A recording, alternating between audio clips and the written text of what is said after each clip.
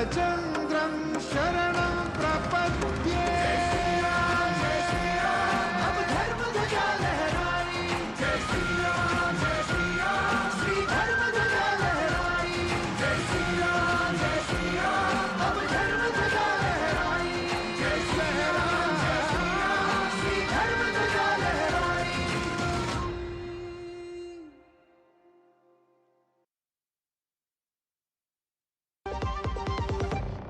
व्यक्तिगत जानकारी के लिए ऑनलाइन अनुरोधों से रहें सावधान। कुछ भी जानकारी देने से पहले जरूर सोचें। कोई भी वैधानिक कंपनी फोन या इंटरनेट पर आपसे निजी जानकारी कभी भी नहीं मांगती। इसलिए ऐसे कॉल या ईमेल आने पर अपनी जानकारी देने से पहले समझदारी दिखाएं और सावधानी बरतें।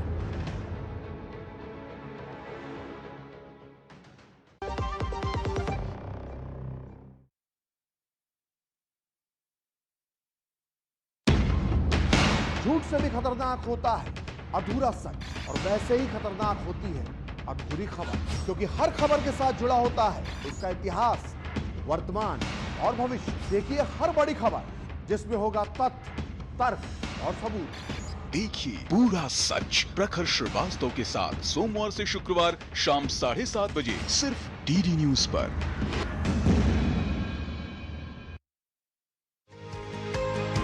म्यूचुअल फंड में कैसे करें निवेश, एसआईपी से कैसे जीती जाए इन्वेस्टमेंट की रेस, गवर्नमेंट स्कीम से कैसे मिलेगा बेहतर रिटर्न, बाजार की जोखिम में कैसे होगी सुरक्षित इनकम, पर्सनल फाइनेंस के क्लियर होंगे सब डाउट, फाइनेंशियल मिथ्स को विशेषज्ञ करेंगे आउट।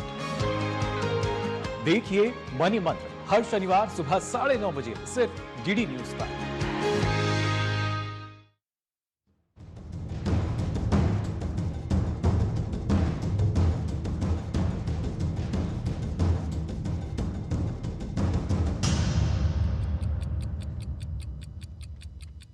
नमस्कार, डीडी न्यूज पर आप देखना शुरू कर चुके हैं हमारा खास प्रोग्राम। इस वक्त मैं हूं लालचंद्र सिंह। अगले 1 घंटे में हम देखेंगे कुछ ऐसी खबरें जिन पर चर्चा जरूरी है। यह चर्चा हम करेंगे अपने संवाददाताओं और खास मेहमानों के साथ। और आज सबसे पहले खास चर्चा होगी कि एसआईआर पर भ्रम फैलाने की सियासत, और अब तो हिंसा की सियासत भी चल रही है। जिस तरह की खबरें कोलकाता से आ रही हैं उससे तो यही लगता है कि अब हिंसा की भी सियासत चल रही है। इसमें चुनाव आयोग के ऊपर, दफ्तर के ऊपर घुसने की कोशिश, दफ्तर में घुसने की कोशिश, और इसी को लेकर चुनाव आयोग ने कोलकाता पुलिस से इस पर जवाब भी मांगा है। तो इन सभी मुद्दों पर होगी बात, और इससे क्या होगा कि इस पर हम खास मेहमानों से खास चर्चा करेंगे। कोलकाता से अपने संवाददाताओं से जुड़कर अपडेट भी लेंगे। और इसके बाद बात करेंगे कि पटना में क्यों बदल गया लालू राबड़ी देवी का आवास का पता बदल गया, और यह दरअसल तेजस्वी यादव की ही एक याचिका के कारण हुआ है। बताएंगे आपको विस्तार से। और इसके बाद दक्षिण से बात करेंगे कि सबरीमला के दर्शन में बढ़ी परेशानी पर सवाल उठ रहे हैं। इन सभी मुद्दों पर होंगे सवाल जवाब, लेकिन सबसे पहले इस वक्त की हेडलाइंस। संविधान दिवस की 76वीं वर्षगांठ, संविधान सदन में विशेष समारोह का आयोजन। राष्ट्रपति, उपराष्ट्रपति, लोकसभा अध्यक्ष और प्रधानमंत्री समेत अनेक गणमान्य लोग हुए शामिल।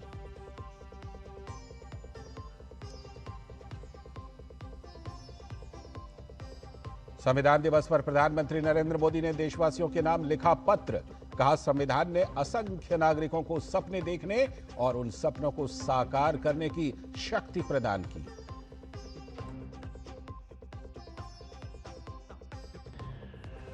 भारत ने आत्मनिर्भरता की ओर भरी नई उड़ान। प्रधानमंत्री ने किया saffron aircraft engine services India facility का शुभारंभ।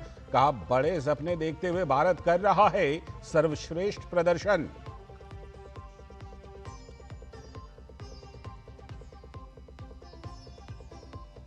लाल किला बम धमाके का 7वां आरोपी गिरफ्तार। फरीदाबाद जिले के धौज क्षेत्र का रहने वाला है यह आरोपी शोएब अहमद। धमाके से ठीक पहले उमर उन नबी को लॉजिस्टिक सपोर्ट और पनाह देने का आरोप।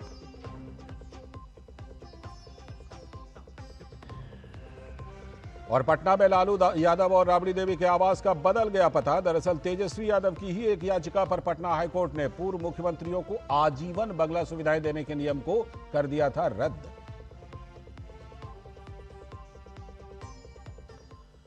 ये थे इस वक्त की हेडलाइंस। अब देखते हैं खबरों को विस्तार से। और आज सबसे पहले खास चर्चा करेंगे खास मेहमानों के साथ की एसआईआर पर भ्रम भी और हिंसा भी। हिंसा की ये राजनीति हो रही है और सबसे ज्यादा पश्चिम बंगाल में हो रही है। तो पश्चिम बंगाल में जारी एसआईआर के खिलाफ टीएमसी नेता और मुख्यमंत्री ममता बनर्जी का हल्ला बोल जारी है। बोनगांव की एक रैली में ममता ने कहा कि इलेक्शन कमीशन अब एक निष्पक्ष संस्था न रहकर बीजेपी कमीशन बन गई है। वजह एसआईआर, वजह वोटर लिस्ट का शुद्धिकरण। चुनाव आयोग की इस प्रक्रिया से राजनीतिक दलों को खुश होना चाहिए था, लेकिन उन्हें क्यों अपने वोट कटने का डर लग रहा है, ये एक बड़ा सवाल है। ममता बनर्जी ने बीजेपी को खुली चुनौती दी और कहा कि अगर बीजेपी उन्हें पश्चिम बंगाल में चोट पहुंचाने की कोशिश की तो वो पूरे भारत की नींव हिला देंगी। ममता की यह धमकी पहली बार नहीं आई, इससे पहले भी वे बीएलओ सहित ऑफिसर को धमका चुकी हैं। झारखंड के एक मंत्री, वहां के एक मंत्री हैं अंसारी साहब, वो तो कह रहे हैं कि अगर कोई बीएलओ तुम्हारे घर आए तो उसको बंधक बना लेना। ये आम लोगों को सिखा रहे हैं। कांग्रेस के नेता और बड़े मंत्री इरफान अंसारी हैं, वो आखिर किस संविधान की रक्षा कर रहे हैं, ये समझने की जरूरत है। वोट चोरी और वोटर लिस्ट में गड़बड़ी को लेकर राहुल गांधी अक्सर जुबानी बम का इस्तेमाल करते रहते हैं, हाइड्रोजन बम, परमाणु बम। लेकिन चुनाव आयोग के प्योर इलेक्टोरल रोल से कांग्रेस पार्टी को आखिर दिक्कत क्यों है? पश्चिम बंगाल, उत्तर प्रदेश, केरल, तमिलनाडु, मध्य प्रदेश जैसे 9 राज्यों में एसआईआर की प्रक्रिया को चुनाव आयोग ने तेज किया हुआ है और 3 केंद्र शासित प्रदेश में। तो जाहिर है कि कई दलों ने इसके खिलाफ अफवाह का बाजार भी गर्म कर दिया है। उधर बीजेपी ने एसआईआर को लेकर विपक्षी दलों के अफवाह और भ्रम फैलाने की कोशिश को एक्सपोज करने के लिए एक बड़ा अभियान चलाया हुआ है। पार्टी का मानना है कि विपक्ष जानबूझकर लोगों को गुमराह कर रहा है। ऐसे में बीजेपी लोगों के बीच वर्कशॉप आयोजित कर रही है ताकि जमीनी स्तर पर लोगों के बीच सही जानकारी उपलब्ध हो पाए। लोगों के बीच तरह तरह के अफवाह फैलने से पहले बीजेपी का यह प्रयास जनता को सचेत कर सकता है। इस बीच सुप्रीम कोर्ट ने एसआईआर के खिलाफ केरल सरकार और मुस्लिम लीग की याचिका पर सुनवाई करते हुए चुनाव आयोग से जवाब भी मांगा है।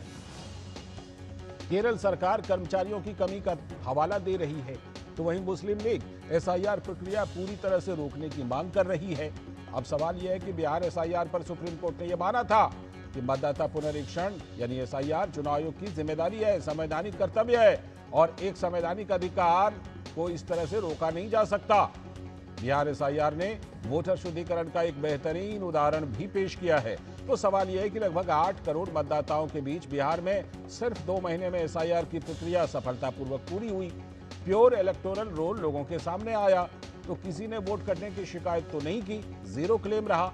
फिर भी वो 62 लाख वोट जिनके कटे, जिस पर किसी राजनीतिक दल ने कोई दावा नहीं किया। तो अब पश्चिम बंगाल में बीजेपी के नेता शुभेंदु अधिकारी का दावा है कि एसआईआर के विरोध में कांग्रेस, सीपीएम और टीएमसी अब एक पेज पर आ गए हैं। उनका मानना है कि बंगाल में 22 साल के बाद वोटर लिस्ट का शुद्धिकरण हो रहा है, तो जाहिर है कि 1 करोड़ से भी ज्यादा लोग इस लिस्ट से अलग हो सकते हैं। तो ममता बनर्जी की यही चिंता उनको सड़क पर उतरने को मजबूर कर रही है और कुछ लोग तो हिंसा पर भी उतर आए हैं, जैसी खबर की कोलकाता से आ रही है।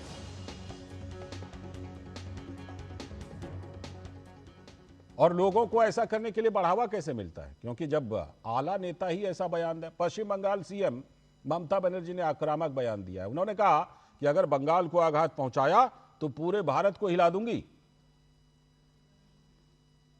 চিরকাল সরকারে কেউ থাকে না। 2029 বড়ই ভয়ঙ্কর, তোমাদের সরকার থাকবে না। শকুনি মামারা সেদিন কোথায় পালাবে, এখন থেকে ঠিক করে জায়গা রেখে দাও। আমায় বাংলায় আঘাত করলে, কারণ মানুষকে আঘাত করলে আমি মনে করি আমাকে আঘাত করছে। আমাকে আঘাত করলে আমি সারা ভারতবর্ষ হিলিয়ে দেবো। वहीं पश्चिम बंगाल में भाजपा के नेता और नेता प्रतिपक्ष शुभेंदु अधिकारी का कहना है कि बंगाल में सुशासन लाना अब भाजपा का संकल्प है। পরিবর্তন সংকল্প সভাতে অঙ্গীকার নিয়ে বাড়ি ফিরে যেতে হবে। মেরা বুথ সবচেয়ে মজবুত। বিকাশবাদ, রাষ্ট্রবাদ, সুশাসন, সুরক্ষা, প্রতি হাতে কাজ, প্রতি পেটে ভাত, প্রতি মাথায় ছাদ, এই হবে বিজেপির সংকল্প।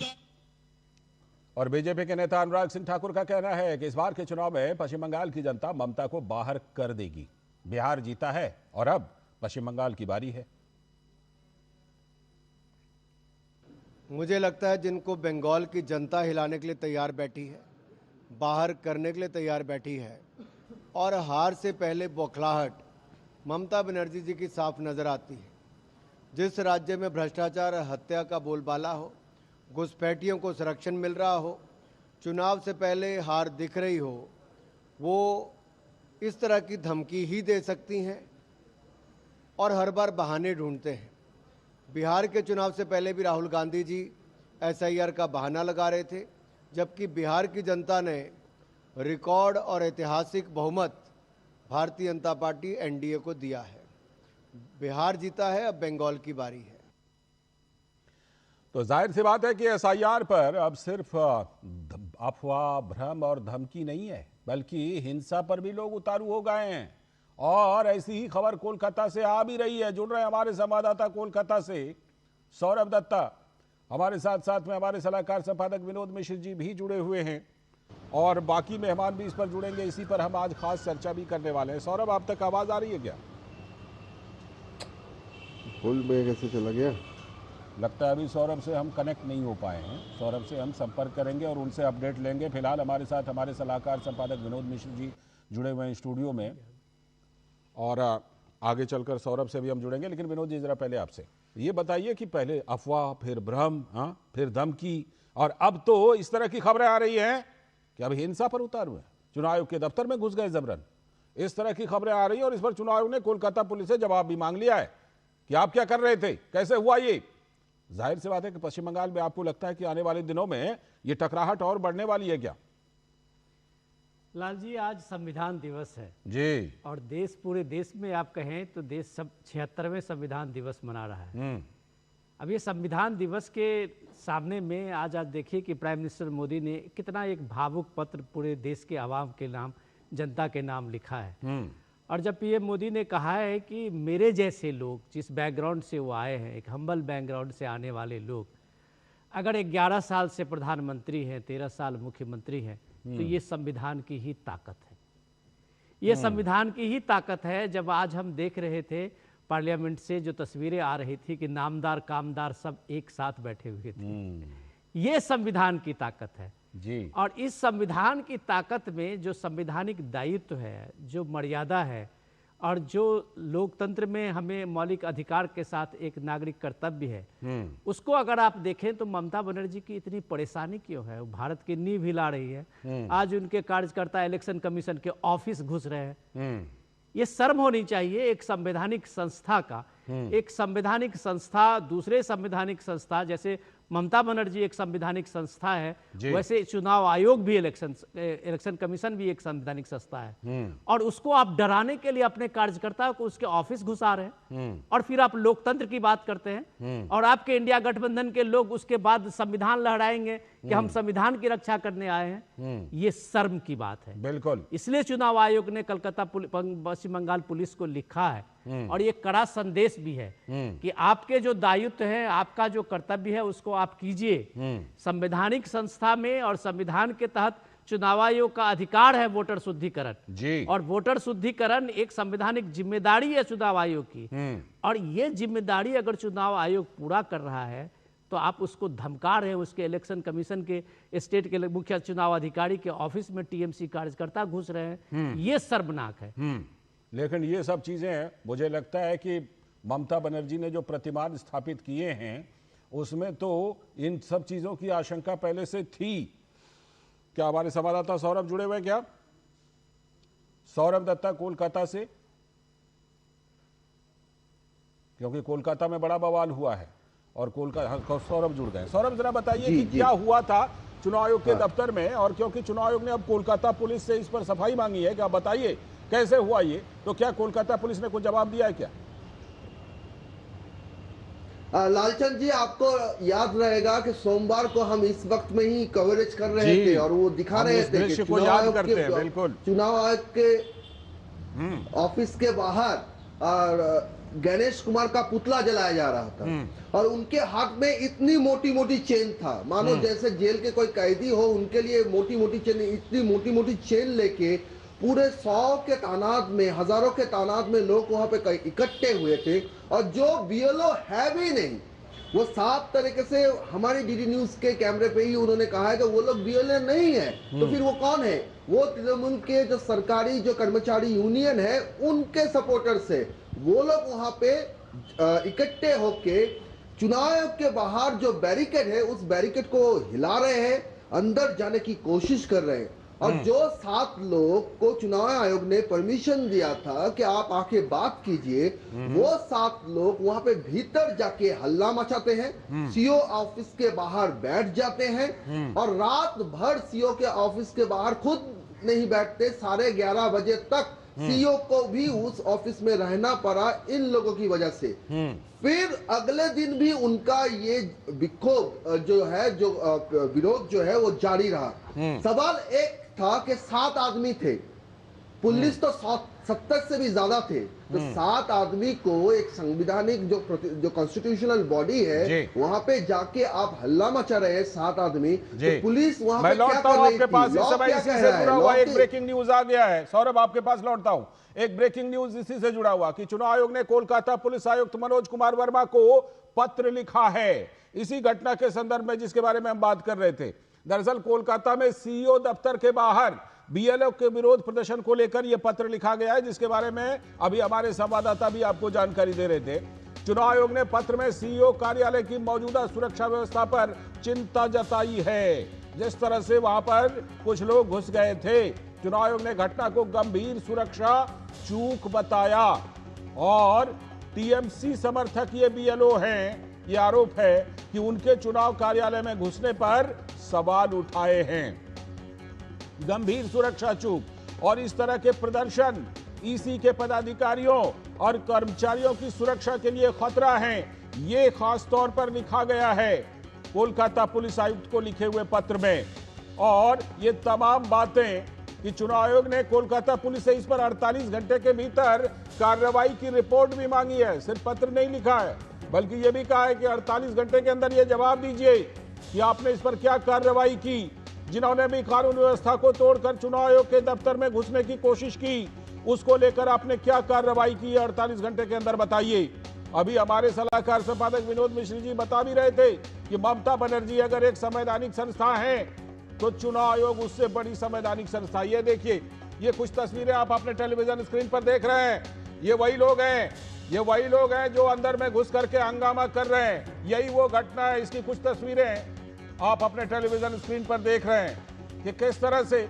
और हम आपको बता दें कि टीएमसी ने जो पत्र लिखा था उस पर चुनाव आयोग ने 28 तारीख का उनको समय भी दिया है कि 28 तारीख को आप मिलिए और मिल करके अपनी बात रखिए, जो कुछ भी कहना चाहते हैं। लेकिन इस बीच मामले में हंगामा करने की ये देखिए, ये पत्र जो है आप अभी अपने जो टेलीविजन स्क्रीन पर देख रहे हैं, यही चुनाव आयोग ने कोलकाता पुलिस आयुक्त को लिखा है। सुजीत कुमार मिश्रा सेक्रेटरी के हवाले से यह पत्र है। देखिए, इलेक्शन कमीशन ऑफ इंडिया यानी कि नई दिल्ली स्थित चुनाव आयोग के हेडक्वार्टर की तरफ से यह पत्र लिखा गया है और कोलकाता पुलिस आयुक्त से इस पर जवाब मांगा गया है। और जैसा कि हम आपको बता रहे हैं कि 48 घंटे का समय दिया गया है कि बताइए आपने इस मामले पर क्या कार्रवाई की है। जिस तरह से कोलकाता में सीईओ दफ्तर के बाहर कुछ तथाकथित बीएलओ, जिनको टीएमसी समर्थक बीएलओ बताया जा रहा है, वो जबरदस्ती घुस गए और घुस करके उन्होंने वहां पर हंगामा किया। तो जो सुरक्षा व्यवस्था है उस पर चिंता जताई गई है और घटना को गंभीर सुरक्षा चूक भी इलेक्शन कमीशन ऑफ इंडिया, भारतीय निर्वाचन आयोग ने बताया है। ये टीएमसी समर्थक बीएलओ चुनाव कार्यालय में घुस गए और वहां पर यह सवाल उठ रहा है, सवाल तो कोलकाता पुलिस पर है कि क्या पुलिस इतनी बेबस थी जो वो रोक नहीं पाई या फिर पुलिस ने ग्रीन सिग्नल दे दिया। ये सवाल तो उठेंगे कि क्या पुलिस ने जाने दिया।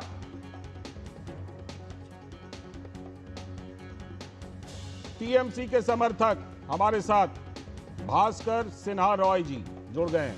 बहुत बहुत स्वागत भास्कर सिन्हा रॉय जी आपका इस खास चर्चा में। मैं आपके पास आता हूं, ये बताइए कि ये क्या हो रहा है। ये क्या हो रहा है? अगर एक संवैधानिक प्रक्रिया को पूरी की जा रही है, ये हो क्या रहा है? कौन लोग हैं ये, और कोलकाता पुलिस उनको रोक क्यों नहीं पा रही है? आप सवाल भी करेंगे, जवाब भी देंगे क्या? बताइए भास्कर जी, आप ही से जवाब मांग रहे हैं, आप ही जवाब दीजिए। तो आप चुप रहिए, सीधा जवाब दे पाएंगे? बिल्कुल, सवाल तो कर लेने दीजिए, सवाल चुप क्यों रहा है? अब जवाब दीजिए। 2 बार कीजिए, 4 बार कीजिए, झूठ सवाल कीजिए और झूठा बात फैलाते रहिए। कौन सा झूठा सवाल? क्या वहां हंगामा नहीं हुआ है? तस्वीर दिखाई हमने। पहला बात यह है, उन लोग है BLO और ये तृणमूल समर्थक है। आपको बोला गया क्या? ऐसे आके बोला कि मैं तृणमूल का समर्थक हूं? हमने कहा आरोप है सर, ये बोला गया, हमारा रिपोर्टर खड़ा है वहां पे। सुनिए, हमने कहा ये आरोप है। आप मोदी जी का पार्टी से है, ये सबको मालूम है। अच्छा, बस आपने दे दिया, आपको सर्टिफिकेट सिग्नेचर करने का अथॉरिटी है ना, आपने सिग्नेचर कर दिया, हमें सर्टिफिकेट मिल गया। हाँ, मोदी जी के लिए बहुत अच्छा। अब दीजिए, अब सवाल का जवाब दीजिए। पहला बात यह है कि BLO है और ग्राउंड रियलिटी क्या है, कैसे काम करने में इन लोगों को तकलीफ क्या हो रहा है, क्या क्या बोला जा रहा है, इसीलिए वो प्रदर्शन किया। और प्रदर्शन करने का टाइम है, उसको कोई बोला गया कि हम बात करना चाहते हैं। अगर कोई किसी से बात करना चाहते हैं, इलेक्शन कमीशन उसको डायरेक्टिव दे रहा है, नोटिफिकेशन दे रहा है, ये करने के लिए, वो करने के लिए, लेकिन रियलिटी में फॉर्म डाउनलोड नहीं हो पा रहा है, अपलोड नहीं हो रहा है, और इतना कम समय में जो तकलीफ है उनको सहना पड़ रहा है, इसीलिए उनको मिलना चाहते थे। अब मिलने के लिए वो जाते थे, आप उसको TMC बना दिया, आप उसको जबरदस्ती घुसे बोला, और आप कोर्ट नहीं है, पुलिस को आप सवाल पूछ सकते हैं, पुलिस को क्या चिट्ठी लिख सकते हैं, उसका कोई ऐसा कुछ नहीं हुआ।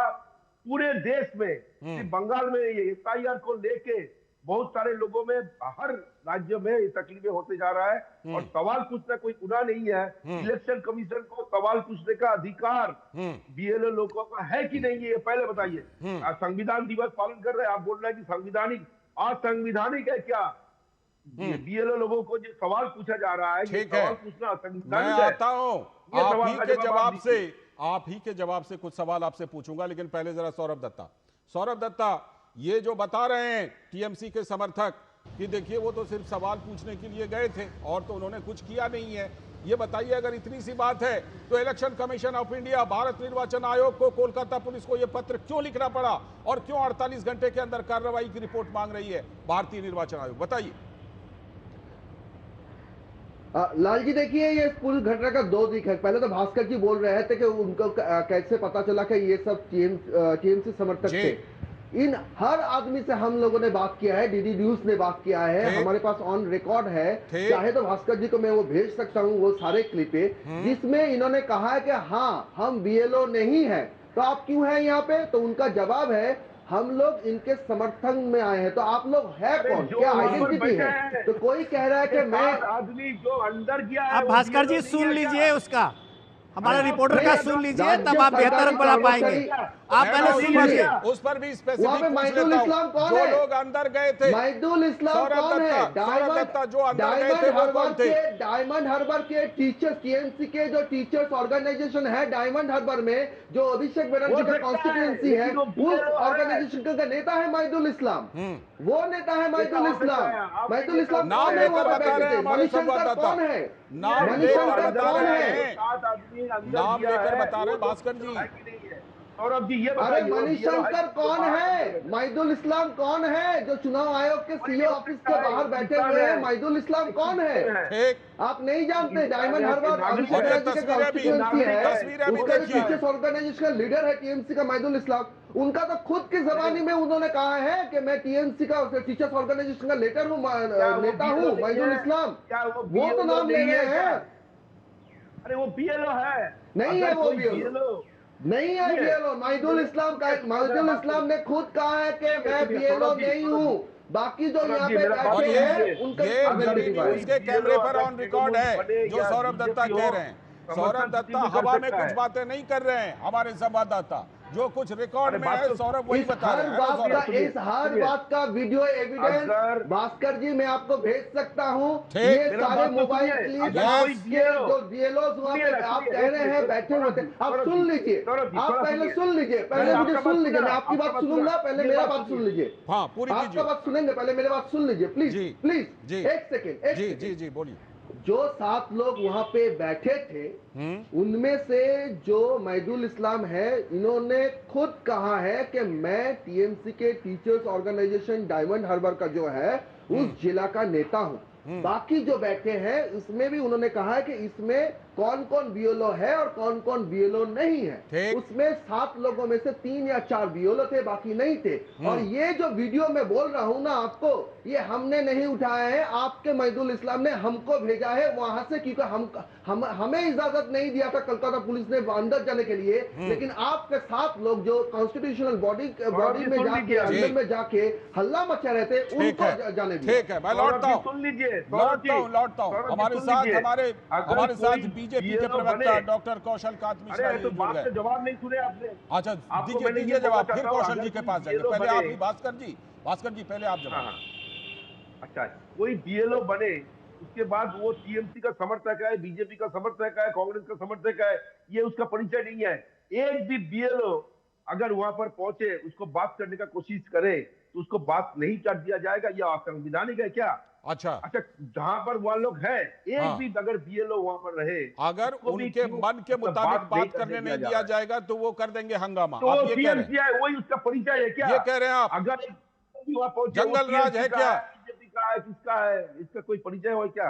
बीएलओ है कि नहीं है, ये देखने से, और ये जो प्रॉब्लम जो फेस कर रहा है इन लोगों ने, इसका हल होना चाहिए। ठीक है, कौशल कांत मिश्रा जी का, कौशल कांत मिश्रा जी वो कह रहे हैं कि भाई हमारे जो कुछ बीएलओ थे वो जाकर अपनी बात कह रहे थे, उनको उनके हिसाब से बात नहीं कहने दिया तो कर दिया हंगामा। इसमें क्या दिक्कत है? जो हमारे मित्र टीएमसी के दोस्त बैठे हुए हैं, इन्होंने पहले ही सेशन में जो बोला था इसी टीवी पे कि क्या आपके पास सबूत है, आप झूठ बोल रहे हैं, आप इनके प्रवक्ता हैं, उनके प्रवक्ता हैं, कोई भी टीएमसी का आदमी नहीं था। आपके संवाददाता के पास वीडियो है जिसको उन्होंने ही भेजा, नजरुल इस्लाम ने भेजा, उन्होंने नाम लेकर के एक्सपोज कर दिया कि टीएमसी के जो नेता है, टीएमसी के जो लोग हैं, इस तरह से झूठ बोलते हैं जी। तो एक्सपोज हो रहे हैं नेशनल चैनल पे, मुझे कुछ कहने की जरूरत नहीं है। पर बात नहीं, मैंने बोला कि बीच में मत बोलिए। अरे सुनो भाई, आप झूठ तो आप बोल रहे हैं। अरे झूठ आप बोल रहे हैं। चुप रहो ना, मेरी बात मैं आपके बीच में नहीं बोला ना दोस्त, आप बोल रहे हैं। अरे ये झूठ बोल के ये ममता बनर्जी मैं आऊंगा, भास्कर जी मैं आपके पास आऊंगा, फिर काउंटर कीजिएगा, अभी उनको पूरा करने दीजिए। बोलिए कौशल कांत जी। देखिए लालचंद जी, बात यह है कि जिस तरह से उत्तर प्रदेश का गुंडा राज खत्म हुआ जी, जिस तरह से बिहार का जंगल राज खत्म हुआ, उसी तरह से बंगाल का घुसपैठिया राज भी खत्म होने वाला है। और इसी वजह से बंगाल के सुप्रीमो को पेट में दर्द हो रहा है। पूरे देश में इतनी जगह एसआईआर चल रहा है, खाली पेट में दर्द बंगाल के क्यों हो रहा है? क्योंकि उनके पेट में घुसपैठिए बैठे हुए हैं। ये समस्या है। वो चाहती हैं कि वेस्ट जो बांग्लादेशी घुसपैठिए हैं, जिनको उन्होंने नकली कागज बना करके अपना वोटर बना दिया है, उनको वोट देने का अधिकार न छीना जाए। तो ऐसा होगा नहीं। इलेक्शन कमीशन एक संवैधानिक संस्था है, फर्जी वोटर बना रहे, कोई भी फर्जी वोटर बना रहे, वोटर लिस्ट अशुद्ध रहे। मैं आता हूँ विनोद जी को जरा, कोई भी बनाए उसको वोट देने का कोई अधिकार नहीं। ठीक है, विनोद जी को मैं जरा लाता हूँ। और जिस तरह से गंगा बिहार से निकल करके वेस्ट बंगाल जाती है, भास्कर सिन्हा जी बिहार से निकल करके वेस्ट बंगाल जाती है, गंगा बिहार से निकल करके रुक जाइए, वेस्ट बंगाल जाएंगे और वहां से पापियों का विनोद जी को लाइए। विनोद जी जिस तरह से कि कह रहे हैं कि देखिए बीएलओ थे वो, यहां तक तो बात समझ में आती है कि चलो बीएलओ अपनी बात कह रहे हैं, ठीक है। हम जानते हैं चुनाव आयोग ने 28 तारीख को टीएमसी को समय भी दिया है। टीएमसी ने जो पत्र लिखा था तो टीएमसी को 28 तारीख को चुनाव आयोग ने समय दिया कि आइए 28 तारीख को मिलिए, अपनी बात कहिए। इस बीच में क्या किसी का भी, चाहे वो बीएलओ ही है, थोड़ी देर के लिए मान लेते हैं कि बीएलओ ही है, ठीक है, क्या उसको यह अधिकार होता है कि वो इस तरह से घुस करके वहां पर हंगामा करे? बताइए विनोद जी। भास्कर जी, मैं आपसे ये निवेदन करूंगा कि आज संविधान दिवस ही है, कुछ मर्यादा भी रखिए संवैधानिक संस्थाओं का। 3 दिन से वहां पे सीईओ के ऑफिस में 3 दिन से लगातार आपके लोग वहां धरना प्रदर्शन कर रहे हैं। क्या कलकत्ता पुलिस इतनी सक्षम नहीं थी कि उन लोगों को वहां से हटाए जी? या कलकत्ता के पुलिस ये सक्षम नहीं थी कि वो चिन्हित करे कि इसमें बीएलओ कौन है और कौन से एंटी सोशल एलिमेंट हैं? ये काम वो चुनाव आयोग के जो अधिकारी हैं, क्या वो ये काम करे? क्या सुरक्षा की जिम्मेदारी स्टेट गवर्नमेंट की नहीं है? क्या चुनाव आयोग ये बात, अगर पुलिस कमिश्नर से 48 घंटे का जवाब मांगा है, तो क्या चुनाव आयोग ने इस पुलिस कमिश्नर के बंगाल के, कलकत्ता के, क्या उनको ये जवाबदेही नहीं थी कि चुनाव आयोग के दफ्तर में कैसे 7 इलीगल लोग घुस गए हैं? ये जिम्मेदारी किसकी है? सुनिए पहले आप। इसलिए शुभेंदु अधिकारी जब कह रहे थे कि यहाँ सीआईएसएफ चाहिए, यहाँ सीआरपीएफ चाहिए, तो आप ये समझिए कि आप इसकी भूमिका तो खुद बना रहे हैं। अब सवाल ये है, सिंपली मोटिव है, कल आपने वहां के चुनाव अधिकारी का जो सीईओ है मनोज अग्रवाल का आपने प्रेस कॉन्फ्रेंस करके बताया। आप लोग कितने बेशर्म हैं भाई। उन्होंने प्रेस कॉन्फ्रेंस करके ये सारी चीजें क्लियर की थी। उन्होंने ये बात बताई कि जो बीएलओ है, जिन बीएलओ का डेथ हुआ है, उनका मेडिकल रिपोर्ट मांगा है, उनके पोस्टमार्टम की रिपोर्ट मांगा है। चुनाव के अधिकारी कह रहे हैं कि यार बीएलओ चुनाव आयोग का फेस है, वो इलेक्शन कमीशन बीएलओ है जो ग्राउंड पे खड़ा है। आप उसके, आपके कार्यकर्ता उसको धमका रहे हैं। ठीक है, आपके कार्यकर्ता, एक कांग्रेस के नेता हैं झारखंड में, वो कह रहे हैं तुम्हारे घर पे जाए तो बंधक बना लेना। क्या मजाक बना दिया है संवैधानिक संस्थाओं का? तब कहते हैं कि भास्कर जी कुछ और सवाल मैं जोड़ रहा हूं। एक तो इसका जवाब दीजिएगा, दूसरा आपने खुद कहा कि कई जगहों पर यह चल रहा है, कई राज्यों में। बवाल इस तरह का बंगाल में ही क्यों हो रहा है? फिर आपने समय का बहाना बनाया। अरे भाई, बिहार में 1 महीने में हो गया, आपको 3 महीना 4 महीना भी कम लग रहा है। कैसे हुआ वो तो सबको मालूम है। आपको बिहार में कितना घुसपैठिया मिला है ये संख्या बता दीजिए। 65 लाख लोगों के नाम कटे हैं। घुसपैठिया उसमें जाके खोज लीजिए। घुसपैठिया खोजने का काम एनआरसी का है, एसआईआर का नहीं। एसआईआर का काम फर्जी वोटर को ढूंढना है, वो 65 लाख ढूंढ लिया गया। एनआरसी ढूंढेगा कि घुसपैठिया कितना है। अरे तो आप लोग ही तो बोले थे घुसपैठिया है, बांग्लादेशी है। भाई तो है, उसमें मृतक लोग भी हैं, शिफ्टेड लोग भी हैं, घुसपैठिया भी हैं, सब तरह के हैं। तो ये दे दीजिए, ये डिटेल्स दे दीजिए कि इतना मृतक लोग थे, इतना घुसपैठिए थे, इतने बांग्लादेशी थे। क्या ये एनआरसी में आ जाएगा डेटा? थोड़ा सा इंतजार कीजिए ना। एनआरसी तो दूसरी बात हुआ। अगर आप घुसपैठिया को पहचानने के लिए और गिनने के लिए इतने ही व्याकुल हैं तो एनआरसी आएगा, गिन लीजिएगा। आप तो सेंसस करने के लिए डरते हैं। 2011 में लास्ट सेंसस हुआ, उसके बाद सेंसस भी नहीं करने का आपकी हिम्मत नहीं है। अब आप सेंसस नहीं करवा रहा है और कर रहे। हाँ चलेगा, क्यों नहीं जाऊं, क्यों ना जाऊं। जाति भित्तिक सेंसस होना चाहिए, आप लोग नहीं कर रहे हैं। आप लोग 2011 में कांग्रेस के जमाने में हुआ था, उसके बाद तो आप कहां, आप 10 साल से ज्यादा हो गया, आप कहां से 15 साल होते जा रहा है, नहीं करवा, हिम्मत नहीं है आपका। ये मैं जो कह रहा हूँ, नोटिफिकेशन भी हो गया पिछले साल है या सुनिए इलीगल है, ये कौन बताएगा? जनगणना की प्रक्रिया जारी है सर। बोल रहे हैं कि अरे जनगणना आप क्या ही नहीं करवा रहा है, उसका वो तो अलग सा मसला है, उसके कारण मैं डिस्कस नहीं कर रहा हूँ। लेकिन भी आ गए, सारे डेट्स आ गए। सुनिए ना, 2000 सुनिए, जो वहां अंदर घुसे थे वो इलीगल और लीगल ये कोर्ट तैयार करेगा। आप यहाँ पर बैठ के बोल रहा है कि इलीगल घुसे हैं, कौन बोल रहा है? वो बीएलओ लोगों को जो तकलीफ हो रहा है, उस तकलीफ के लिए उसके पास पूरा अधिकार है वो इलेक्शन कमीशन को सवाल पूछने का। और रही बात टीएमसी तो मिलेंगे ही, लेकिन जिस हिसाब से हम लोग एसआईआर के खिलाफ नहीं है, लेकिन जिस हिसाब से एसआईआर किया जा रहा है, 1 महीने के अंदर 7.5 करोड़ से भी ज्यादा लोगों को फॉर्म दिया गया, वापस दिया गया। आप लोग के लिए जो तकलीफें हो रहा है, बंगाल से ज्यादा आबादी बिहार में है सर। बंगाल से ज्यादा आबादी बिहार की है। एसआईआर बीजेपी कर रहा है।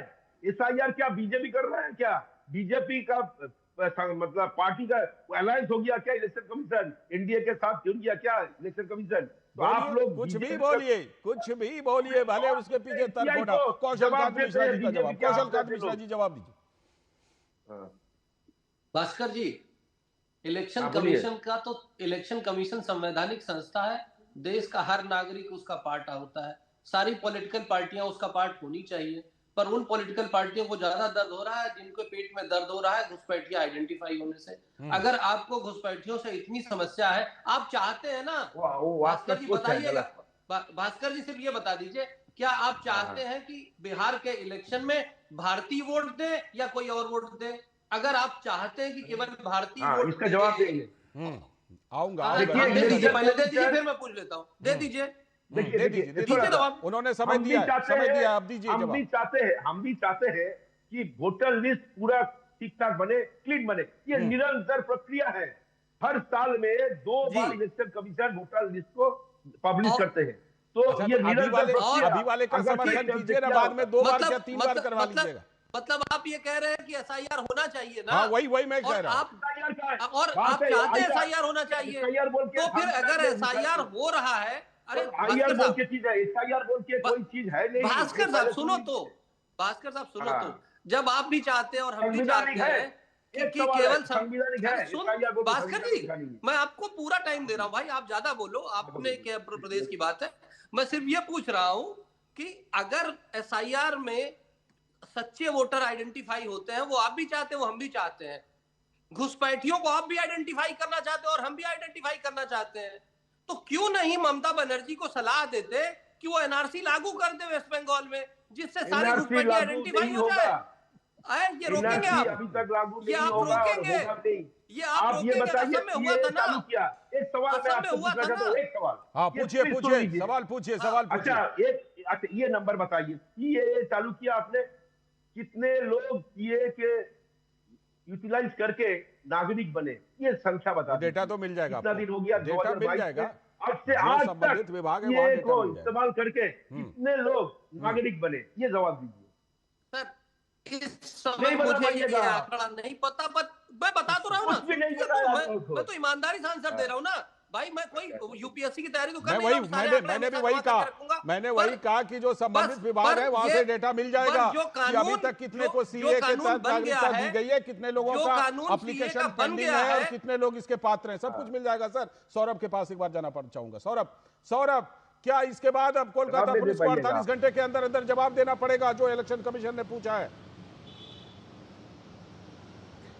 जी बिल्कुल, इलेक्शन कमीशन ऑफ इंडिया ने साफ तरीके से कहा है कि 48 आवर्स में उनको एक्शन टेकन रिपोर्ट चाहिए, और ये मामला उनके हिसाब से काफी गंभीर है, ये भी इस लेटर में उन्होंने जताया है। सिर्फ इतना ही नहीं, सिर्फ कलकत्ता सीओ ऑफिस के लिए अलग से 3 सेक्रेटरी लेवल के ऑफिसर्स को डिप्यूट किया है इलेक्शन कमीशन ऑफ इंडिया ने। जी, अभी फ्राइडे को टीएमसी के रिप्रेजेंटेटिव जाने वाले हैं, शायद उसमें भी ये बात आलोचना में आएगी, लेकिन उनको जी शुक्रिया। फिलहाल सौरभ, आपसे अपडेट तो हम लेते ही रहेंगे।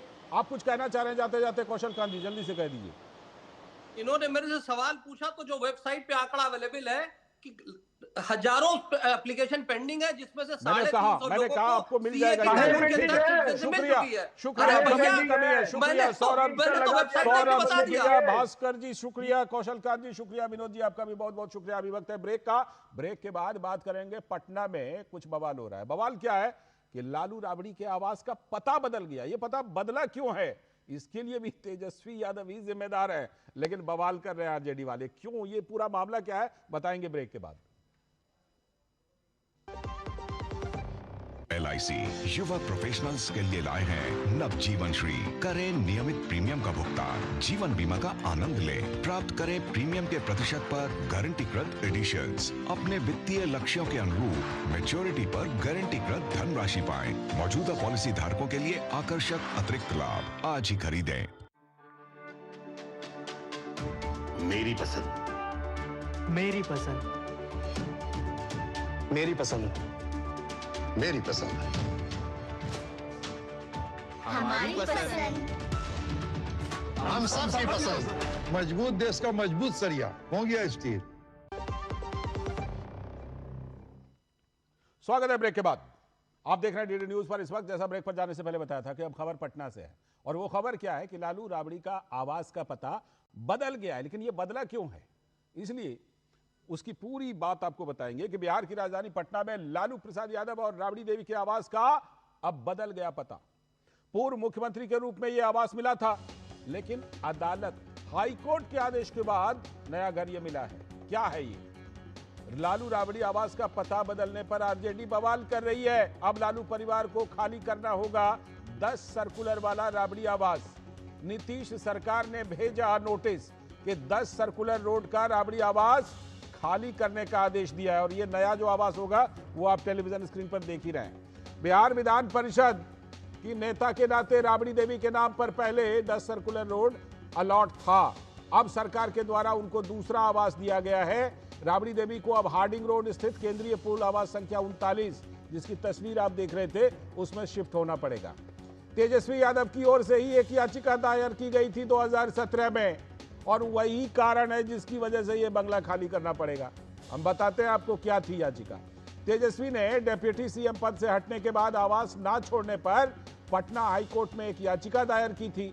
तो 2019 में हाईकोर्ट ने फैसला सुनाते हुए तेजस्वी की याचिका को खारिज कर दी थी और पूर्व मुख्यमंत्रियों को आजीवन पूरी जिंदगी बंगला सुविधाएं देने के नियम को भी रद्द कर दिया था। तो हाईकोर्ट के उसी आदेश का असर अब राबड़ी देवी के आवास पर पड़ रहा है। तो ऐसे में जरा बताइए कि आरजेडी के द्वारा आपत्ति और बवाल करने का क्या औचित्य रह जाता है। लेकिन आरजेडी इस पर बवाल कर रही है। आरजेडी के नेता मृत्युंजय तिवारी ने इसको ओछी राजनीति बताया। ये ओछी राजनीति है और आप मकान बंगला खाली करा देंगे, जनता के दिल से कैसे उतर पाएंगे। आदरणीय लालू प्रसाद जी जनता के दिलों पर राज करते हैं। श्रीमती राबड़ी देवी जी को आज से नहीं 20 वर्षों से ज़्यादा समय से ये आवंटित है और इस तरह की सियासत, तो इससे क्या कहा जा सकता है। तो इस पूरे मामले पर भाजपा नेता नीरज कुमार ने एक अलग ही लेवल सेट किया, तंज कसा। कहा कि उन्हें उम्मीद है कि सरकारी संपत्ति की लूट नहीं होगी, सब कुछ सामान वगैरह वहां सलामत रहेगा। राबड़ी देवी को जो आवास अलॉट था काफी लंबे समय से, वो सरकारी आदेश खाली करने का हुआ है, तो उन्हें खाली कर देना चाहिए बड़े आराम से। और मैं मेरा एक आग्रह करूंगा, क्योंकि आपके परिवार का ट्रैक रिकॉर्ड इस मामले में बड़ा खराब रहा है। जब 10 करोड़ को आप खाली करेंगे तो किसी भी सरकारी संपत्ति की वहां से चोरी नहीं करेंगे, किसी का आप वहां नुकसान, सरकारी संपत्ति का नुकसान नहीं पहुंचाएंगे। हम लोगों की बड़ी पैनी निगाह रहेगी, इस पर ध्यान रखिएगा। इसलिए कभी भूल की गलती इस बार नहीं करिएगा। जैसे आप लोगों ने जो डिप्टी सीएम के लिए जो बंगला अलॉट था 5 देश रत्न मार्ग, वहां से निकलते वक्त आप लोगों ने टोटी तक चुरा लिया था, वो काम यहाँ नहीं करिएगा। सरकारी संपत्ति की लूट एक गंभीर मामला बनता है, एक आपराधिक मामला बनता है और उम्मीद करता हूं कि राबड़ी जी वहां से निकलते वक्त ऐसी हरकत न करेंगे। तो ये सब कुछ चल रहा है और बीजेपी इसलिए भी कह रही है क्योंकि ऐसी घटनाएं अतीत में हुई हैं। दरअसल मधुरेश नारायण हमारे संवाददाता पटना से जुड़ चुके हैं इस खबर पर और ज्यादा जानकारी के साथ। मधुरेश, आदेश तो आ गया है, अब जरा ये बताइए कि अब इस आदेश पर क्या अमल होना शुरू हो गया है क्या? और दूसरी बात ये कि बीजेपी तो अलग लेवल पर खेल रही है, कह रही है बड़ी कड़ी नजर हमने रखी है, कोई सामान गायब ना हो वहां से। देखिए, इसमें दो बातें हैं। एक तो सबसे पहली बात कि खुद नेता कोई भी हो, सत्ता पक्ष का हो अथवा विपक्ष का हो, उसको ये समझना चाहिए जो सरकारी बंगला है वो असली में पब्लिक प्रॉपर्टी है। जो आम जनता है बिहार की, उसके पैसे से उस बंगले का किराया जो विभाग है उसको दिया जाता है और उसका मेंटेनेंस भी सरकारी पैसे से ही होता है। इसमें जो उसमें नेता रहते हैं उनको उनका नाम मात्र का कुछ पैसा कटता है, लेकिन जो मूल रूप से जो मेंटेनेंस होता है उसमें जो बड़ा खर्च होता है वो जनता के पैसे का है। तो जब वो पद पे नहीं है तो हाईकोर्ट ने भी कहा था कि उनको ये बंगला और जो सुविधा है वो छोड़नी होगी। हालांकि विधानसभा में नेता प्रतिपक्ष होने के नाते जो राबड़ी देवी को आवास आवंटित हुआ है वो आवास भी बेहतर है और प्राइम लोकेशन पे ही है। लूट एंड जोन जो मुख्यमंत्री आवास है उसके आसपास ही है, तो निश्चित रूप से ये एक बड़ा मसला है। दूसरा, जहां तक भाजपा ने जो बात कही है उसको लेकर के एक पिछला किस्सा भी है जब तेजस्वी यादव 5 देश रत्न मार्ग जो कि उप मुख्यमंत्री आवास था वो छोड़ रहे थे और जिसके लिए एक लंबी प्रक्रिया कोर्ट में चली थी। जब उन्होंने छोड़ा तो हम कई विजुअल सामने आए थे जिसमें देखा गया कि नल जो था वो खोल दिया गया था, एसी खोल दिया गया था, बिस्तर और फर्नीचर को तोड़ दिया गया था या फिर इस तरह से छोड़ा गया था कि वो नाकाबिले इस्तेमाल था। तो उन्हीं सब चीजों को याद करते हुए भाजपा ने इस बार एक बड़ा तंज कसा है राबड़ी देवी के ऊपर में कि हमारी मधुरेश, इसके लिए जिम्मेदार भी कहीं ना कहीं तेजस्वी यादव ही हैं क्या? क्योंकि वो जो याचिका उन्होंने हाईकोर्ट में डाली थी उसके बाद ही ये तस्वीर बिल्कुल साफ की कर दी गई थी कि भाई आपको आजीवन इस तरह से बंगला नहीं मिल सकता।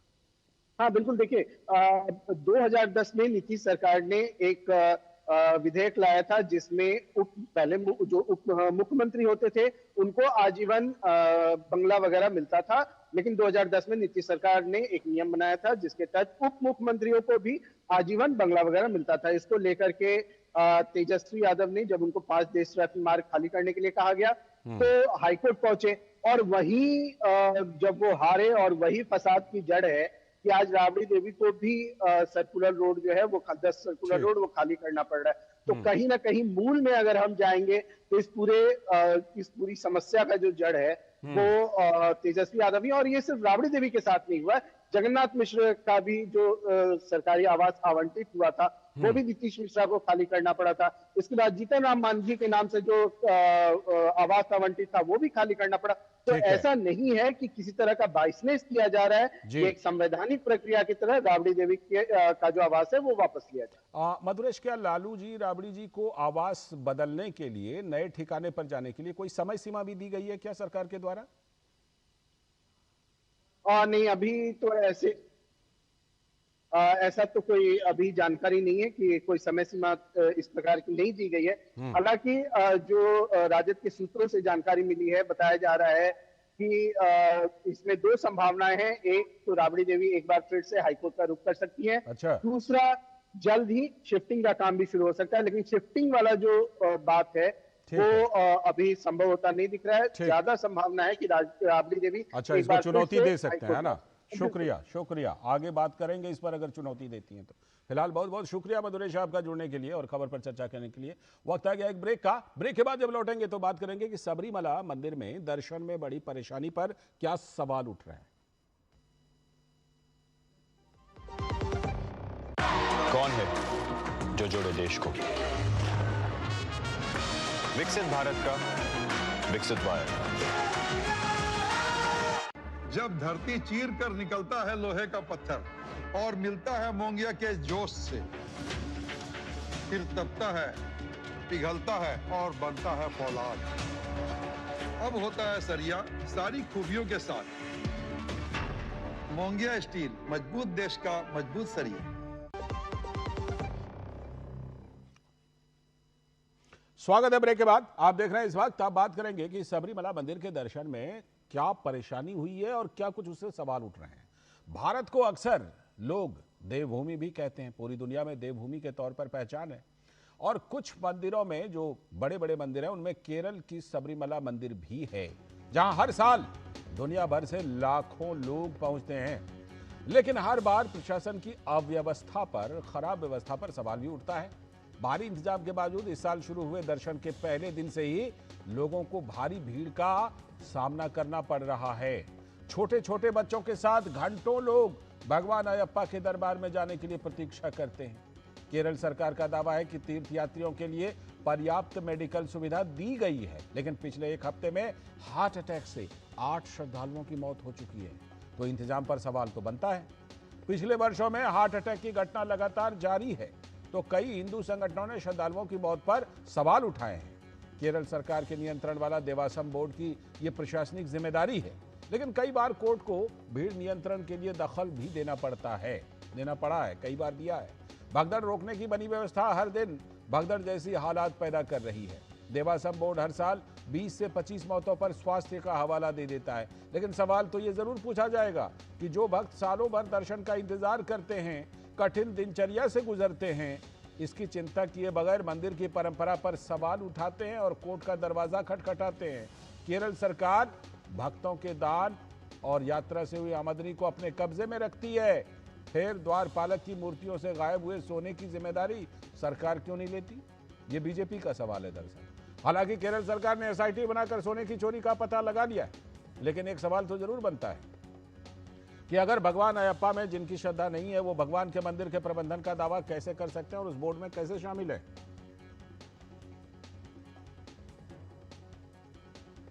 इस खबर पर हमारी संवाददाता बिनिया जुड़ चुकी हैं हमारे साथ इस पर बात करने के लिए। बिनिया, जरा बताइए कि इस समय जो इस तरह की दिक्कतें आ रही हैं, हार्ट अटैक से मौत हो रही है, क्या ये जो मैनेजमेंट कमेटी है उसका ये कहना सफिशिएंट है कि भाई ये स्वास्थ्य का कारण था? सितंबर महीने में केरल का राज्य सरकार ने एक ग्लोबल अयप्पा संगमम आयोजन किया था। वो ग्लोबल अयप्पा संगमम का लक्ष्य राज्य सरकार ने ये बोला कि शबरीमला का विकसन या विकास के लिए उसको प्लान बनना है और उसके लिए स्पॉन्सरशिप ये सब मिलना है। मगर ये जो ग्लोबल अय्यप्पा संगमम के लिए 4 करोड़ खर्च किया केरला का राज्य सरकार और देवस्थान बोर्ड ने, वो भी पब्लिक मनी है।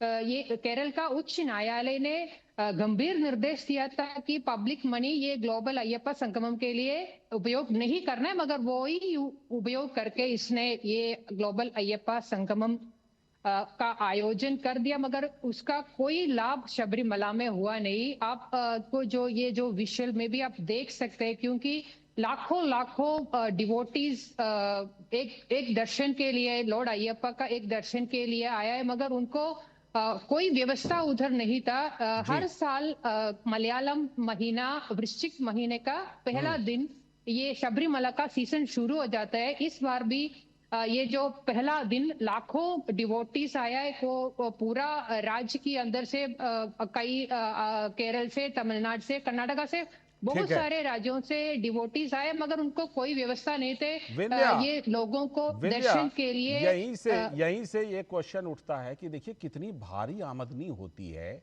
इस मंदिर से, जो वहां पर श्रद्धालु आते हैं उनसे कितनी भारी आमदनी होती है। तो ये सवाल तो उठना स्वाभाविक है कि उन पैसों का होता क्या है। जब आप श्रद्धालुओं को ठीक से मैनेजमेंट नहीं दे सकते तो उन पैसों का होता क्या? क्या यही सवाल वहां पर विपक्ष बीजेपी उठा रही है क्या? बीजेपी और विपक्ष ये उठा रहे बात, मगर उसमें केरल सरकार या सीपीएम का बात ये है कि वो लोग सब कर रहे हैं। एक उसने बोल रहे कि इस बार सेंट्रल गवर्नमेंट ने वो जो पैरामिलिट्री फोर्स को नहीं बेचा, इसलिए वो लोग उधर भीड़ कंट्रोल नहीं पाया, ये एक बात है। दूसरा ये बोल रहे कि हमने ये इसका व्यवस्था ठीक ठाक से कर रहे, क्योंकि जो पिछला देवस्थान बोर्ड थे वो आरोप है ये जो सोने का चोरी में, वो देवस्थान बोर्ड को पूरा हटाया गया और नया एक एडमिनिस्ट्रेशन को लेके आया इसने। एक आईएएस ऑफिसर है, वो पुराने चीफ सेक्रेटरी भी थी केरला का। तो ये इस तरह का एडमिनिस्ट्रेशन में हमने पूरा चेंज करके वहां सब ठीक ठाक कर रहे हैं, मगर सेंट्रल गवर्नमेंट ने हमें मदद नहीं किया, इसलिए हम भीड़ भाड़ कंट्रोल नहीं कर पाया। इसलिए लंबे क्यू में ये जो डिवोटीज को 18 घंटे तक घटे होने पड़ा दर्शन के लिए। कई डिवोटीज वापस की गए बिना दर्शन, क्योंकि उन लोगों को 18 घंटा खड़े होने का ताकत नहीं थे। तो अगर आप लोग इतना पैसा खर्च कर रहे हैं और आगोला अय्यप्पा संगम कर रहे हैं, तो डिवोटीज को कुछ तो देना है। लाखों में रुपया ऑफरिंग्स में हर दिन शबरीमला में मिलता है, उसका काउंटिंग कहाँ कर रहे हैं, कौन कौन कितना ले रहे हैं, उसका भी कोई व्यवस्था भी नहीं है उधर। जी बिल्कुल, जाहिर सी बात है कि ये सवाल इसलिए उठ रहे हैं क्योंकि आमदनी तो भारी होती है, लेकिन वो पैसा जाता कहाँ है। और फिर मैनेजमेंट कमेटी, उसके गठन में ऐसे ऐसे लोगों को रख दिया जाता है जिनकी कोई श्रद्धा भी नहीं है। बहुत बहुत शुक्रिया विनया आपका जोड़ने के लिए और इस खबर पर विस्तार से जानकारी देने के लिए। और इसी के साथ आज का इस वक्त में इतना ही। पूरी टीम को दीजिए अनुमति। नमस्कार।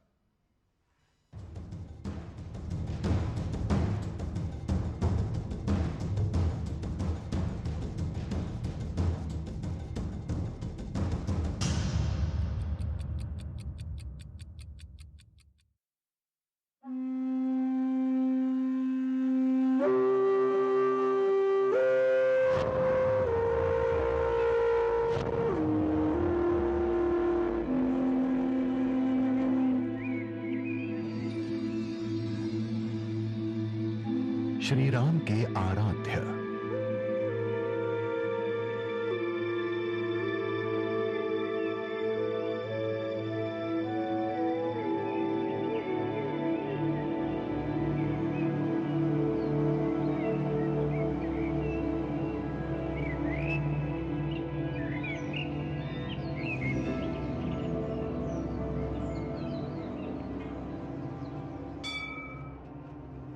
सत्य, धर्म और करुणा के प्रतीक भगवान श्री राम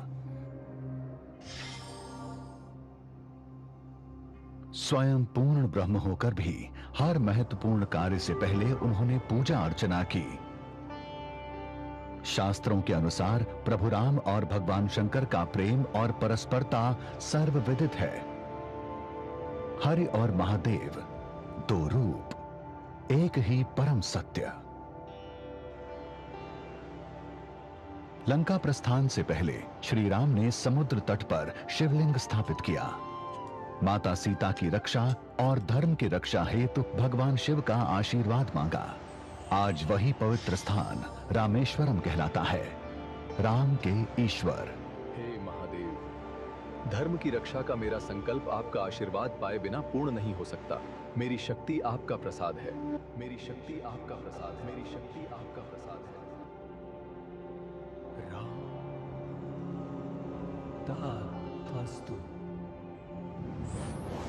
राम नाम संसार का परम कल्याण है। हरि और हर दो तन हो सकते हैं, पर हृदय एक ही है। शिव राम की आराधना करते हैं और राम शिव की। यही है सनातन का दिव्य संदेश। श्री राम की भक्ति केवल शिव तक सीमित नहीं।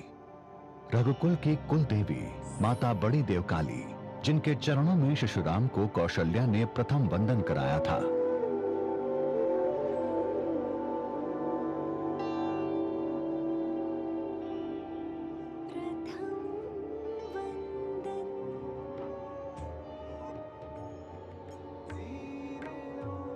लंका युद्ध से पहले भगवान श्री राम ने समय से पूर्व शरद ऋतु में देवी दुर्गा का अकाल बोधन किया था।